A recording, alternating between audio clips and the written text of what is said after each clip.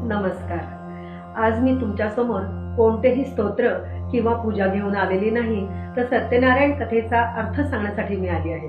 सत्यनारायण कथेचा जो काही अर्थ मला समजला आहे तो आपणा सोबत शेअर करावा असं मला वाटलं, म्हणून मी आले आहे.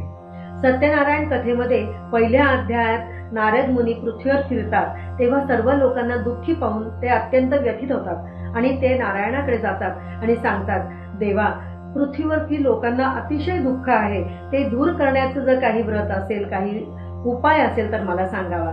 तेव्हा नारायण देव त्यांना सांगतात की सत्यनारायण म्हणून हे एक व्रत आहे, हे जर व्रत लोकांनी केलं तर त्यांचं दुःख दूर होईल. आणि इथं पहिला अध्याय संपतो. तर ह्या अध्यायात आपण काय शिकलो, तर दुसऱ्याची वेदना जाणून घेणं. जेव्हा कोणीही दुःखात दिसलं आणि आपण कितीही सुखीत असलो तरी सुद्धा आपण आपल्या स्वतःपुरता आनंद न मानता त्याचं दुःख दूर करण्याचा प्रयत्न करावा, सहवेदना जाणून घ्यावी, हे आपण पहिल्या अध्यायात शिकतो. दुसऱ्या अध्यायामध्ये काय आहे, तर एक गरीब ब्राह्मण असतो, त्याला देव येऊन भेटतात, त्याला सत्यनारायणाचं व्रत सांगतात आणि ते व्रत ऐकून तो स्वतः ते व्रत करतो. त्याचं दुःख दारिद्र्य दूर होतं आणि तो नेहमी व्रत करायला सुरुवात करतो. आणि एकदा एक मोळी विक्या त्याच्या घरी येतो ब्राह्मणाच्या आणि त्याला ते व्रत करताना पाहून तो विचारतो की महाराज, आपण हे काय करता, तर मला जे काही व्रत तुम्ही करत असाल ते मला सांगावे. आणि ब्राह्मण त्याला ते सत्यनारायणाची व्रताची कथा सांगतात आणि तो त्याप्रमाणे करायचा निश्चय करतो. ह्या दुसऱ्या कथेतून, दुसऱ्या अध्यायाच्या कथेतून आपण काय शिकतो, तर कोणीही चांगलं काही कार्य करत असेल तर आपणही त्याला मदत करावी किंवा आपणही ते कार्य करावं. म्हणजेच काय की चांगले कार्य हे फक्त अभिनंदनीय नसतात, तर ते अनुकरणीय असतात. म्हणजेच आपण ते कार्य स्वतः सुद्धा करायला पाहिजे आणि फक्त दुसऱ्याचं फक्त कौतुक करायचं, वा तू छान करतोय आणि म्हणून आपण थांबायचं असं नाही, तर आपण सुद्धा चांगलं कार्य करायला हातभार लावायचा आणि चांगलं कार्य करायचं, हे आपण इथं शिकतो. तिसऱ्या अध्यायामध्ये काय आहे, तर साधुवाणी आहे. साधुवाणी फिरायला जातो, तिथं नदी किनारी राजा सत्यनारायणाचं व्रत करताना त्याला दिसतो आणि मग तो त्याला राजाला विचारतो की महाराज, आपण हे काय करतात. तेव्हा सत्यनारायणाची व्रताची कथा ऐकल्यावर त्याला असं वाटतं की आपणही हे व्रत करावं, आपल्यालाही मूलबाळ नाहीये. म्हणून तो घरी येऊन लीलावतीला, त्याच्या पत्नीला तो सांगतो की आपण सत्यनारायण करूया. लीलावती पण अतिशय आनंदी होते आणि ती होकार भरते. परत तिला काही दिवसांनी दिवस राहतात, तिला एक छान सुंदर मुलगी होते, तिचं नाव कलावती ठेवलं जातं. आणि कलावतीच्या जन्मानंतर लीलावती अतिशय प्रेमानं पतीला विचारते, आपण सत्यनारायण व्रताचे बोललो होतो ते करायचं का. पती म्हणतो, साधू आणि तिला म्हणतो की आता नको, आपल्या मुलीचं लग्न जेव्हा होईल तेव्हा आपण ते करूया. आणि अशा रीतीनं ते व्रत तेव्हा करायचं राहून जातं. आणि नंतर काही कालांतराने मुलगी मोठी होते, तिचं लग्न होतं, परंतु साधू आणि विसरूनच जातो की आपल्याला सत्यनारायण व्रत करायचंय आणि तो जावयाला घेऊन व्यापाराकरता म्हणून दूरदेशी निघून जातो. आणि सत्यनारायण व्रत त्याने केलं नाही म्हणून त्याला दुःख प्राप्त होतं. यातनं आपल्याला काय समजतं, तर याच्यातनं आपण हे समजून घ्यायचं आहे की आपण कोणताही शब्द कोणालाही दिला असला तर तो पूर्ण करावा. आपण दिलेला शब्द आपण अपूर्ण ठेवू नये, आपण तो शब्द पुरा केला पाहिजे, हे याच्यातून आपण शिकतो. नंतर साधू आणि यांचं काय होतं, राजा त्याला तुरुंगात टाकतो, त्याला त्रास होतो आणि मग इकडं त्याची बायको आणि मुलगी असतात, ते दोघी जणी सत्यनारायण व्रत करायचं ठरवतात. ते सत्यनारायणाचं व्रत करतात आणि परत देवाच्या कृपेमुळे त्यांना दोघांना राजा सोडतो, त्यांना घरी पाठवतो. आणि ते घरी येत असतात तेव्हा काय होतं की ते नावेतनं संग द्रव्य वगैरे घेऊन घरी येत असतात. एक साधू येतो, त्यांना विचारतो, तुमच्या नावेमध्ये काय आहे. तेव्हा साधू वाण्याला त्याची चेष्टा करायची लहर येते, तो खोटच सांगतो त्याला की पानं फुलं आहेत. म्हणजे आणि खरंच त्याच्यात द्रव्य नष्ट होऊन पानं फुलं होतात.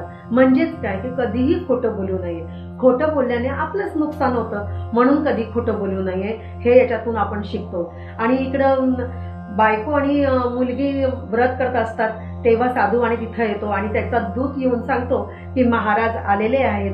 आणि ते ऐकल्यावर दोघींना अतिशय आनंद होतो. आणि साधू वाण्याची पत्नी लीलावती आपली मुलगी कलावतीला सांगते की तू व्रत पूर्ण कर आणि मी पुढे जाते. मुलगी पण सगळं व्रत व्यवस्थित पूर्ण करते, परंतु घाईघाईमध्ये प्रसाद ग्रहण करायचा राहतो. ती प्रसाद न घेताच तशीच जाते, त्यामुळे तिला दुःख प्राप्त होतं. याच्यातनं फक्त एकच बोध घ्यायचा आहे की आपण जे कार्य घेऊ ते पूर्ण करावं, ते पूर्णत्वास न्यावं, एवढं आपण यातून शिकतो. नंतर काय दाखवलं आहे की 5व्या कथेमध्ये की राजा असतो, तो मृगया करता वनात जातो. तिथं काही गवळी लोक असतात, ते सत्यनारायणाची कथा करतात, पूजा करतात आणि राजाला बोलवतात. राजा जात नाही, राजा दर्शन सुद्धा घेत नाही, परंतु तरी सुद्धा ते गवळी लोक त्याला प्रसाद आणून देतात, पण राजा तो प्रसाद सुद्धा ग्रहण करत नाही आणि ते प्रसाद ग्रहण न केल्यामुळे त्याला दुःख प्राप्त होतं. या कथेतून आपण काय शिकणार, तर आपण एक शिकणार की कोणीही मोठं नाही आणि कोणीही छोटं नाही, कोणाला कमी लेखू नाही, कोणाला छोटं म्हणू नाही.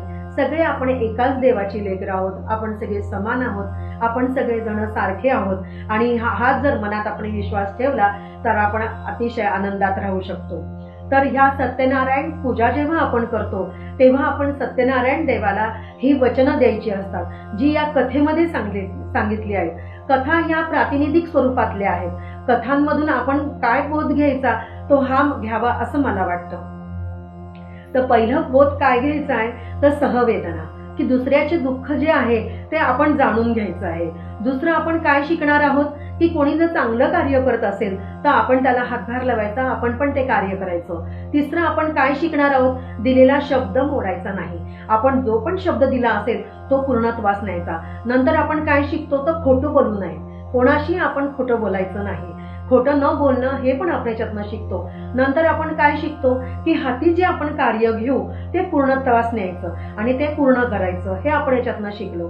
आणि नंतरच्या याच्यात आपण काय शिकतो गोष्टीमध्ये, तर नंतर आपण हे शिकतो की सगळेजण आपण समान आहोत, आपण सगळे एकाच देवाची लेकरं आहोत आणि समान पातळीवर राहून सगळ्यांशी समानतेनं आपण व्यवहार केला पाहिजे आणि आम्ही असंच वागू, हे आपण या सत्यनारायण देवाला सांगतो. आणि हे सांगणं हे जास्त महत्वाचं आहे. आणि हे सांगता सांगता मला तुम्हाला आणखीन हे पण सांगायचं आहे की आपण भारत देशाची, भारताची लेकरं आहोत.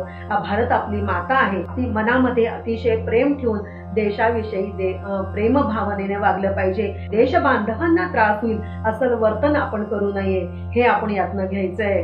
मला असं वाटतं की हा जो अर्थ मला समजला आहे तो आपण सगळ्यांनी सत्यनारायण करताना सत्यनारायण देवाला हे सगळी वचनं द्यायची आहेत की आम्ही असंच वागणार आहोत आणि असंच करणार आहोत.